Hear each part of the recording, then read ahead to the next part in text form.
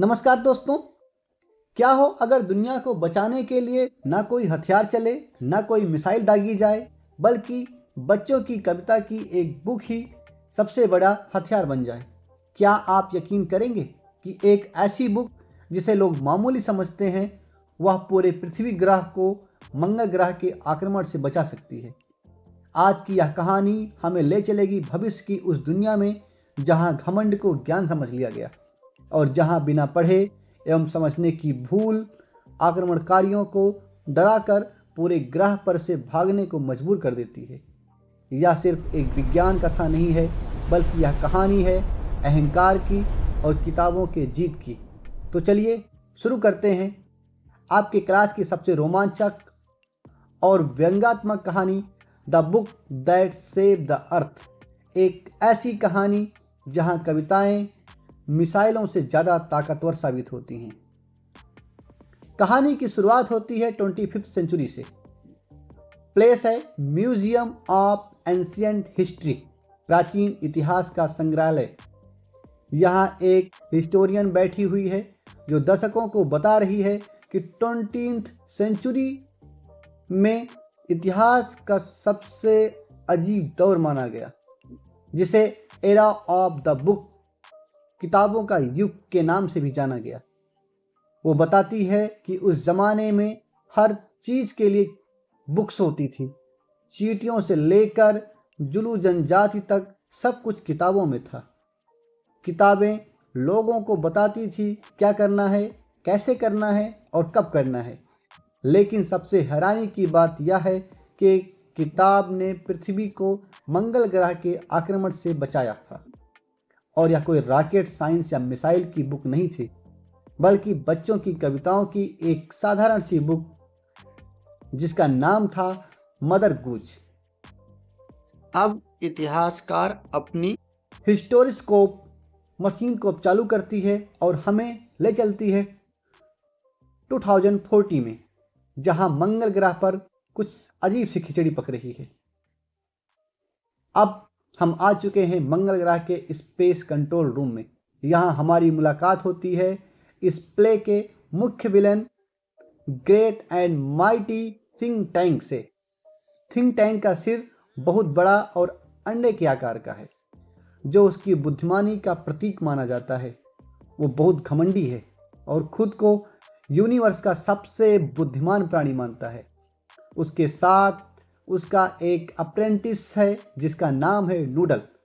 Noodle बहुत ही समझदार है, लेकिन वह थिंक टैंक की झूठी तारीफ करता रहता है ताकि उसका बॉस खुश रहे।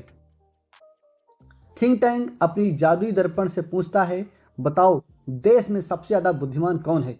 जब दर्पण जवाब देने में देरी करता है तो उसे डांटता है। थिंक टैंक पृथ्वी को एक रिडिकुलस लिटिल प्लैनेट और प्रिमिटिव वर्ल्ड ऑफ मड कहता है। उसका प्लान है कि वह लंच से पहले पृथ्वी पर आक्रमण करके उसे अपने कब्जे में ले ले। उसने अपनी प्रोब 1 टीम को पृथ्वी पर भेजा है जानकारी इकट्ठा करने के लिए। अब फिर से दृश्य बदलता है। मंगल ग्रह की टीम कैप्टन ओमेगा, लेफ्टिनेंट लोटा और सर्जेंट ऊप पृथ्वी पर उतर चुके हैं और वे लोग सेंटर बिले पब्लिक लाइब्रेरी में पहुंचते हैं। जैसा कि उन्होंने अपनी ज़िंदगी में कभी किताबें नहीं देखी थी, वो लाइब्रेरी को देखकर हैरान हो जाते हैं। उन्हें यह समझ नहीं आता कि हजारों की तादाद में रखी हुई ये आयताकार चीज़ें क्या हैं। फिर सर्जेंट ऊप को लगता है कि शायद ये हैट्स हैं। तभी थिंक टैंक अपनी दूरबीन से उन्हें देखता है और अपनी महान बुद्धि का इस्तेमाल करते हुए कहता है, यह कोई लाइब्रेरी नहीं है, बल्कि यह एक रिफ्रेशमेंट स्टैंड अर्थात खाने पीने की दुकान है और ये चीज़ें खाने के लिए हैं, जिन्हें पृथ्वीवासी सैंडविच कहते हैं। थिंक टैंक अपनी बात साबित करने के लिए कैप्टन ओमेगा को वो सैंडविच अर्थात बुक को खाने का आदेश देता है। बेचारी ओमेगा डर जाती है और यह काम सर्जेंट ऊप पर टाल देती है।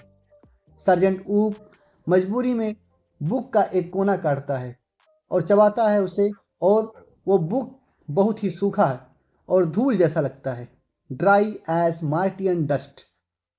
तभी नूडल एक सुझाव देता है। वो कहता है, मालिक, मैंने देखा है कि पृथ्वीवासी इन्हें खाते नहीं हैं, शायद ये कम्युनिकेशन डिवाइसेस हैं। थिंक टैंक तुरंत बात पलटते हुए कहता है, हाँ बिल्कुल, ये सुनने के लिए हैं।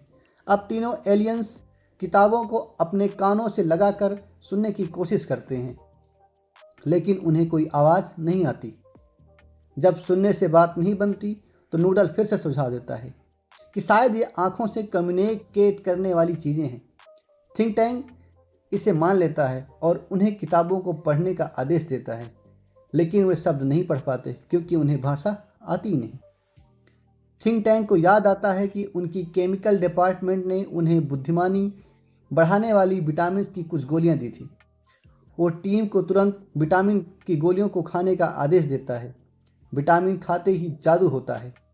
एलियन के दिमाग की बत्ती जल जाती है और वे अक्षरों को समझने लगते हैं। उनके हाथ में जो बुक है वो है मदर गूज। अब यहीं से कहानी का सबसे मज़ेदार हिस्सा शुरू होता है। एलियंस कविताओं को पढ़ते हैं, लेकिन उनका शाब्दिक अर्थ निकाल लेते हैं, जिससे थिंक टैंक बुरी तरह डर जाता है। अब मिस्ट्रेस मैरी की पहली पोयम है। ओमेगा पहली कविता पढ़ती है जिसमें लिखा है, mistress Mary, quite contrary, how does your garden grow with cockle shells and silver bells. इस मासूम कविता को सुनकर थिंक टैंक घबरा जाता है। वो सोचता है कि पृथ्वीवासी खेती में इतना आगे हैं कि वो सिल्वर और एक्सप्लोसिव अपने खेतों में उगाते हैं। उसे लगता है पृथ्वी वाले बहुत ही खतरनाक हैं। अब दूसरी कविता की बारी आती है। वो कविता है, हे डूडल, हे डिडल डिडल। फिर दूसरी कविता पढ़ी जाती है, the cow jumped over the moon and the little dog loaf. इसे सुनकर थिंक टैंक को लगता है कि पृथ्वी के जानवरों को भी स्पेस तकनीक आती है और गायें, काउस चांद के ऊपर कूद रही हैं। उसे लगता है कि कुत्ते हंस रहे हैं क्योंकि वो बहुत चालाक हैं। उसे डर लगता है कि लाखों गायें मिलकर मंगल ग्रह पर हमला करने वाली हैं। अब तीसरी कविता की बारी आती है, हम्टी डम्टी और द ग्रेट फॉल। अंत में ओमेगा हम्टी डम्टी की कविता पढ़ती है और उसकी तस्वीर थिंक टैंक को दिखाती है। तस्वीर में हम्टी डम्टी का सिर अंडे जैसा बड़ा है। जैसे ही थिंक टैंक तस्वीर देखता है, वो चीख पड़ता है, it's me, it's my great and mighty balloon brain. कविता की line Humpty Dumpty had a great fall सुनकर उसे लगता है कि पृथ्वीवासी उसे पहचान गए हैं और वे मंगल ग्रह के सेंट्रल कंट्रोल पर कब्जा करके उसे गिराने वाले हैं। यह सोचकर महान थिंक टैंक की सिट्टी पिट्टी अब गुम हो जाती है।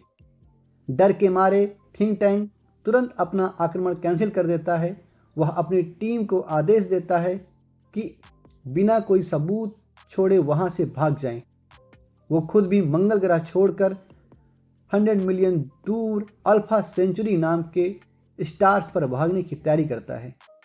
इस तरह एक गलतफहमी और बच्चों की बुक ने पूरी दुनिया को एक बड़े हमले से बचा लिया। कहानी के अंत में हम वापस अब इतिहासकार के पास आते हैं। वो बताती है कि उस घटना के 500 ईयर्स आफ्टर पृथ्वी के वासी और मंगल ग्रह के वासियों के बीच अब दोस्ती हो चुकी है। थिंक टैंक को हटा दिया गया है। समझदार नूडल को अब मंगल का शासक बना दिया गया। पृथ्वीवासियों ने मंगल ग्रह के लोगों को पढ़ना सिखाया और किताबों और सैंडविच का अंतर समझाया, लेकिन आज भी मंगल ग्रह के लोग एक किताब से बहुत डरते हैं और वो है मदर गूज। तो दोस्तों, यह थी कहानी the book that saved the earth की। यह हमें सिखाती है कि आधी अधूरी जानकारी कितनी खतरनाक हो सकती है और साथ ही हमें यह भी बताती है कि ज्ञान के बिना बुद्धि अहंकार बन जाती है।